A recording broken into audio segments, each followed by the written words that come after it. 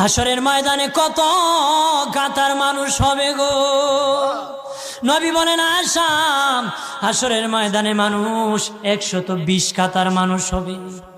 কয় কাতার? আয়েশা রে, হাসরের ময়দানে 120 কাতার মানুষ হবে। আয়েশা সিদ্দিকা বলেন ইয়া রাসূলুল্লাহ, ইয়া রাসূলুল্লাহ, আমি জানতে চাই আপনি রাসূলুল্লাহর উম্মত কত কাতার হবে? নবী বলেন আয়েশা, আমি রাসূলুল্লাহর উম্মত একাই 80 কাতার হবে। আয়েশা বললেন ইয়া রাসূলুল্লাহ, দিনের নবীজি 80 কাতার দিয়ে আপনার উম্মত হবে, আপনার উম্মতকে কেমনে আপনি চিনবেন? নবী বলেন আয়েশা রে, আমার উম্মতকে 3টা পরিচয় আমি চিনব।